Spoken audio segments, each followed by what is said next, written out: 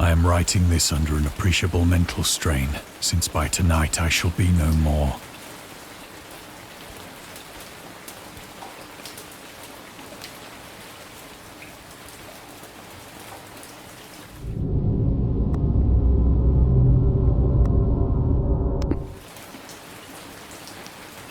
Penniless, and at the end of my supply of the drug which alone makes life endurable, I can bear the torture no longer, and shall cast myself from this garret window into the squalid street below. Do not think from my slavery to morphine that I am a weakling or a degenerate. When you have read these hastily scrawled pages, you may guess, though never fully realize, why it is that I must have forgetfulness or death.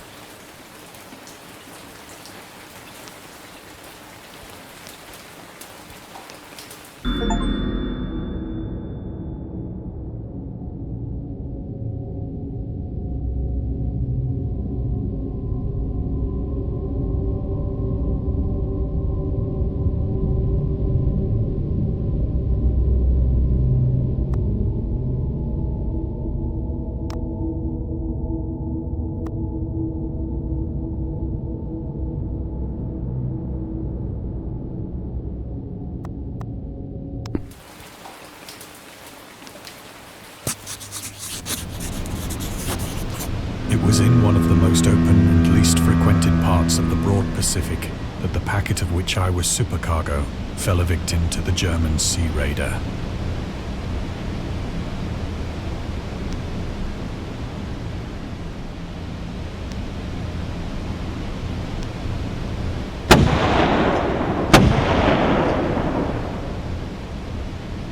The Great War was then at its very beginning, and the ocean forces of the Hun had not completely sunk to their later degradation.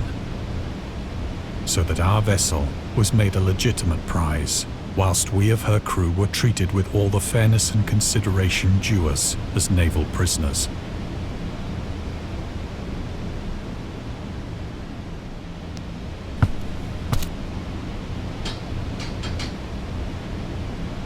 So liberal, indeed, was the discipline of our captors, that 5 days after we were taken, I managed to escape alone in a small boat with water and provisions for a good length of time.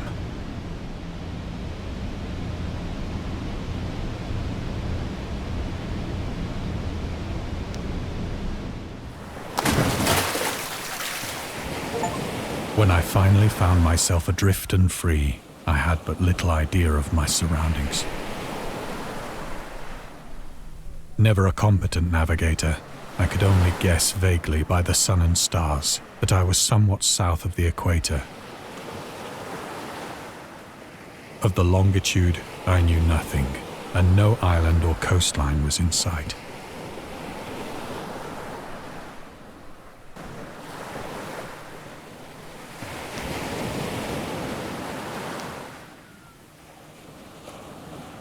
The weather kept fair, and for uncounted days I drifted aimlessly beneath the scorching sun, waiting either for some passing ship or to be cast on the shores of some habitable land.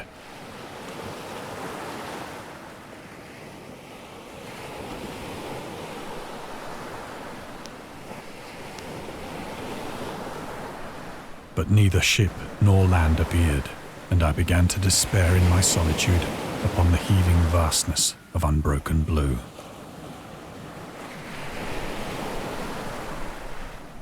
The change happened whilst I slept. Its details I shall never know, for my slumber, though troubled and dream-infested, was continuous.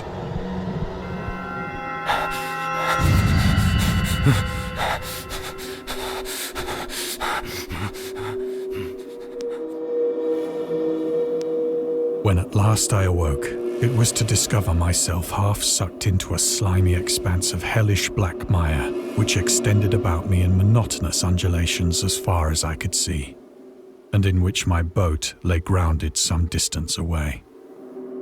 Though one might well imagine that my first sensation would be of wonder at so prodigious and unexpected a transformation of scenery, I was in reality more horrified than astonished.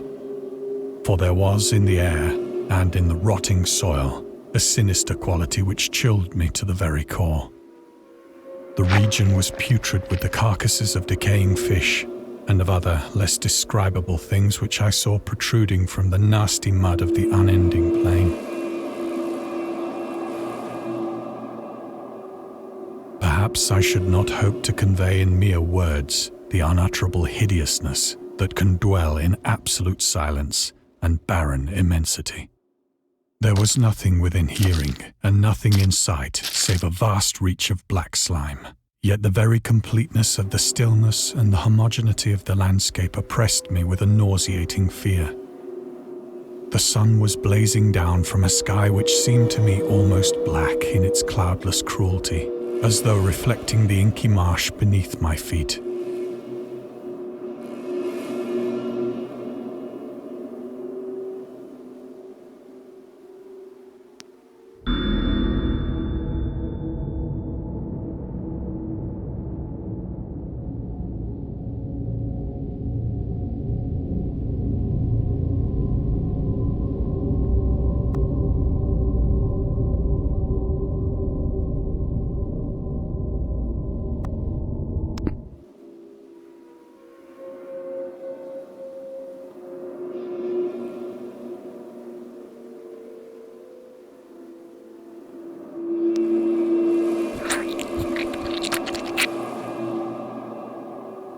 As I crawled into the stranded boat, I realized that only one theory could explain my position.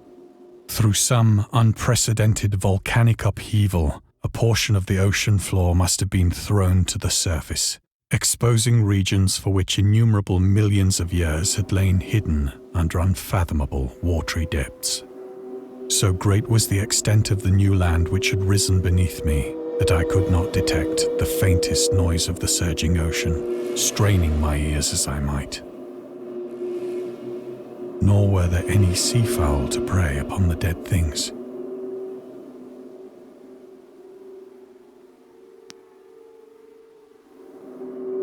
For several hours I sat thinking or brooding in the boat, which lay upon its side and afforded a slight shade as the sun moved across the heavens. As the day progressed, the ground lost some of its stickiness and seemed likely to dry sufficiently for traveling purposes in a short time.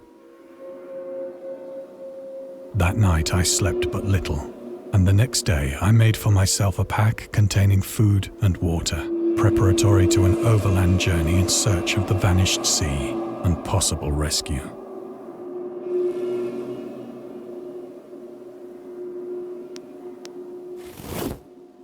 On the third morning, I found the soil dry enough to walk upon with ease.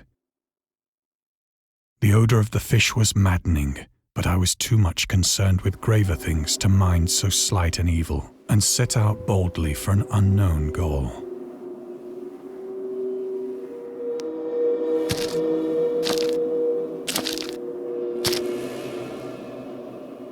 All day I forged steadily westward, guided by a faraway hummock which rose higher than any other elevation on the rolling desert.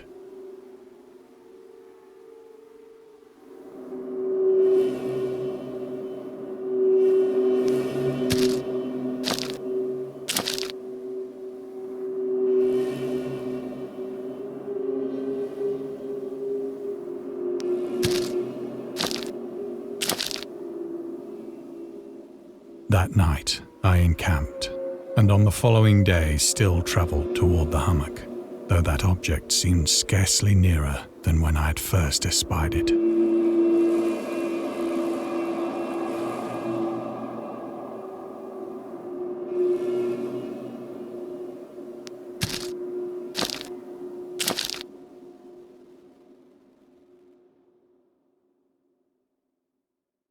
By the fourth evening, I attained the base of the mound, which turned out to be much higher than it had appeared from a distance. An intervening valley setting it out in sharper relief from the general surface. Too weary to ascend, I slept in the shadow of the hill.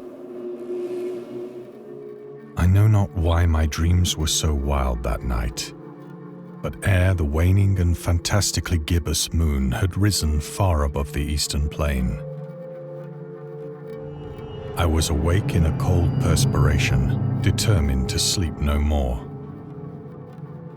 Such visions as I had experienced were too much for me to endure again, and in the glow of the moon I saw how unwise I had been to travel by day. Without the glare of the parching sun, my journey would have cost me less energy. Indeed, I now felt quite able to perform the ascent which had deterred me at sunset. Picking up my pack, I started for the crest of the eminence.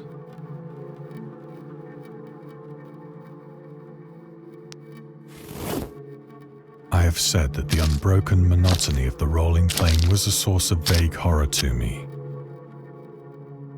But I think my horror was greater when I gained the summit of the mound and looked down the other side into an immeasurable pit or canyon, whose black recesses the moon had not yet soared high enough to illumine.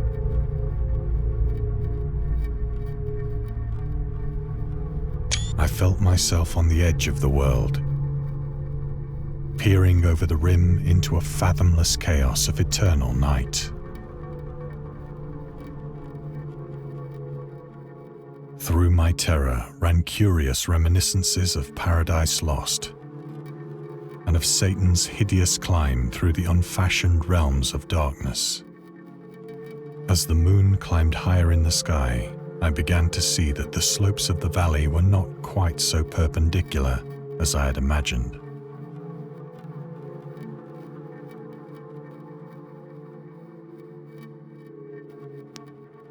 Ledges and outcroppings of rock afforded fairly easy footholds for a descent, whilst after a drop of only a few hundred feet, the declivity became very gradual.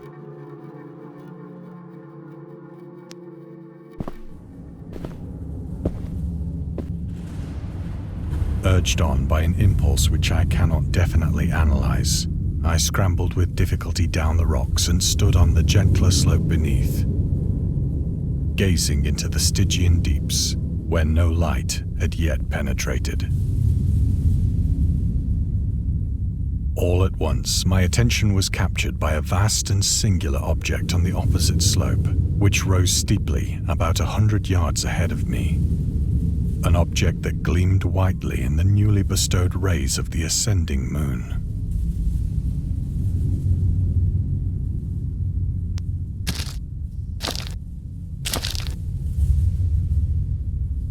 That it was merely a gigantic piece of stone, I soon assured myself. But I was conscious of a distinct impression that its contour and position were not altogether the work of nature. A closer scrutiny filled me with sensations I cannot express. For despite its enormous magnitude and its position in an abyss which had yawned at the bottom of the sea since the world was young, I perceived beyond a doubt that the strange object was a well-shaped monolith, whose massive bulk had known the workmanship and perhaps the worship of living and thinking creatures. Dazed and frightened, yet not without a certain thrill of the scientist's or archaeologist's delight, I examined my surroundings more closely.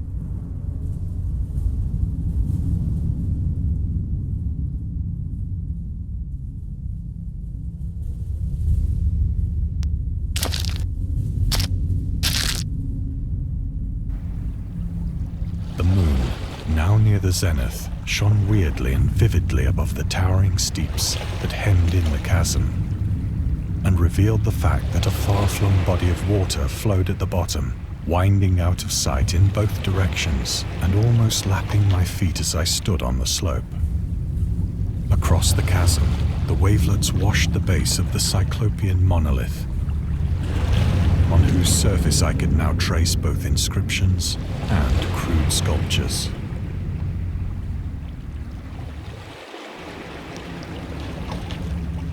The writing was in a system of hieroglyphics unknown to me and unlike anything I had ever seen in books. consisting for the most part of conventionalized aquatic symbols such as fishes, eels, octopi, crustaceans, mollusks, whales, and the like. Several characters obviously represented marine things which are unknown to the modern world, but whose decomposing forms I had observed on the ocean-risen plain. It was the pictorial carving, however, that did most to hold me spellbound.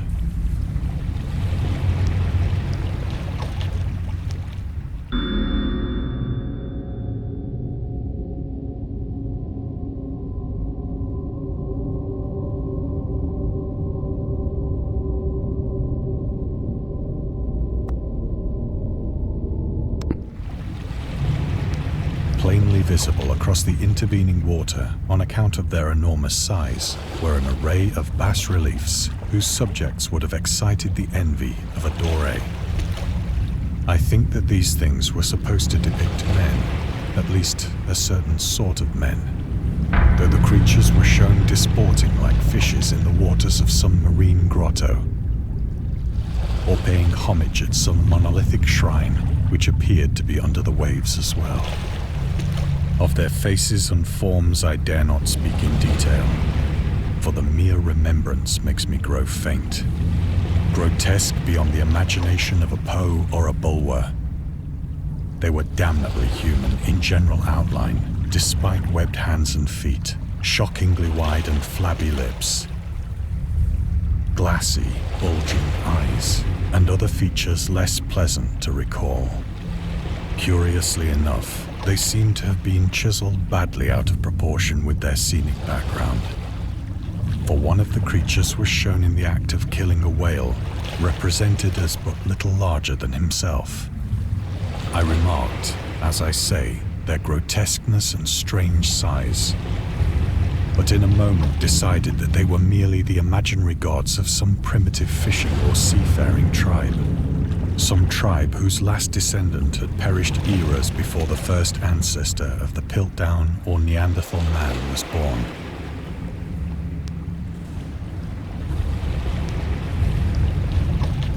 Awestruck at this unexpected glimpse into a past beyond the conception of the most daring anthropologist, I stood musing whilst the moon cast queer reflections on the silent channel before me. Then, suddenly, I saw it.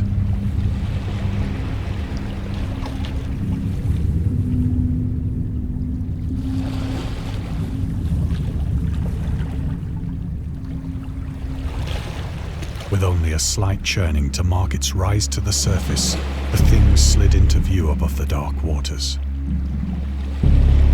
Polyphemus-like and loathsome, it darted like a stupendous monster of nightmares to the monolith, about which it flung its gigantic scaly arms, the while it bowed its hideous head and gave vent to certain measured sounds.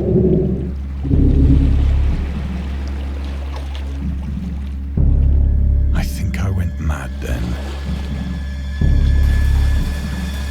Of my frantic ascent of the sloping cliff and of my delirious journey back to the stranded boat, I remember little.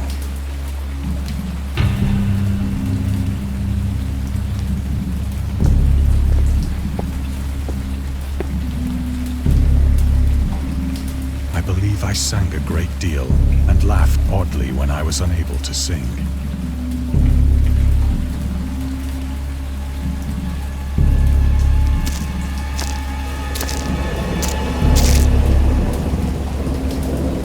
I have indistinct recollections of a great storm sometime after I reached the boat.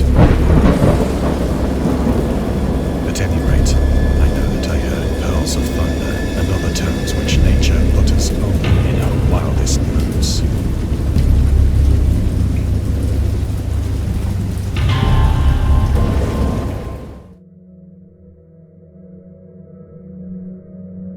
When I came out of the shadows, I was in a San Francisco hospital.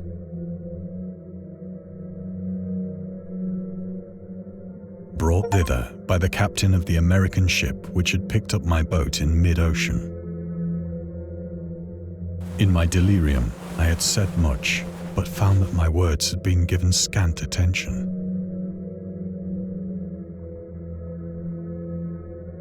Of any land upheaval in the Pacific, my rescuers knew nothing. Nor did I deem it necessary to insist upon a thing which I knew they could not believe.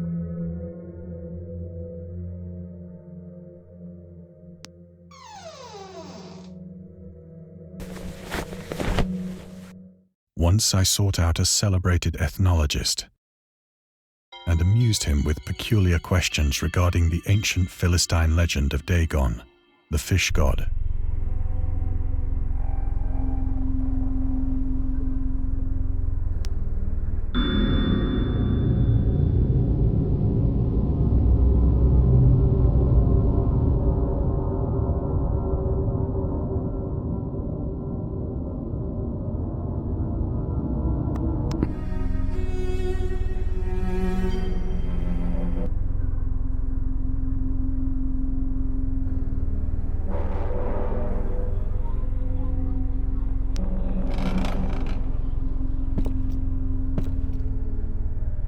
But soon perceiving that he was hopelessly conventional, I did not press my inquiries.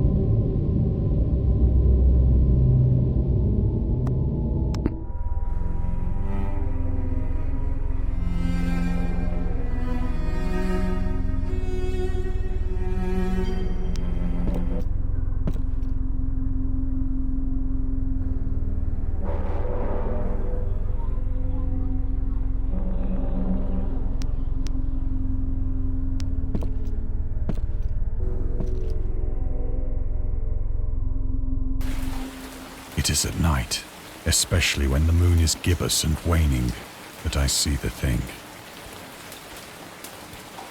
I tried morphine, but the drug has given only transient surcease and has drawn me into its clutches as a hopeless slave. So now I am to end it all, having written a full account for the information or the contemptuous amusement of my fellow men.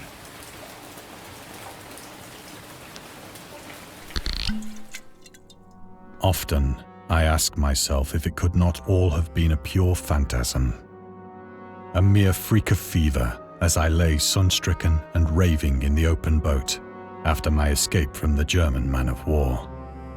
This I ask myself, but ever does there come before me a hideously vivid vision in reply. I cannot think of the deep sea without shuddering at the nameless things that may at this very moment be crawling and floundering on its slimy bed, worshipping their ancient stone idols and carving their own detestable likenesses on submarine obelisks of water-soaked granite. I dream of a day when they may rise above the billows to drag down into their reeking talons the remnants of puny, war-exhausted mankind. Of a day when the land shall sink and the dark ocean shall ascend amidst universal pandemonium.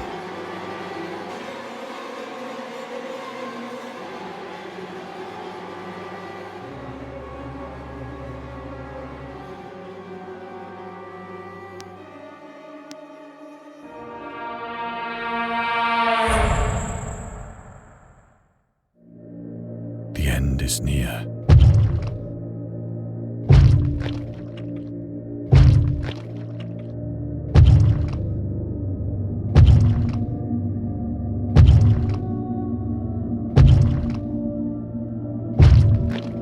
I hear a noise at the door, as of some immense slippery body lumbering against it.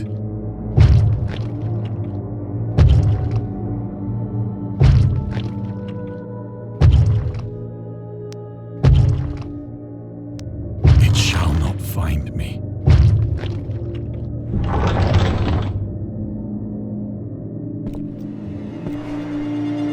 God, that hand!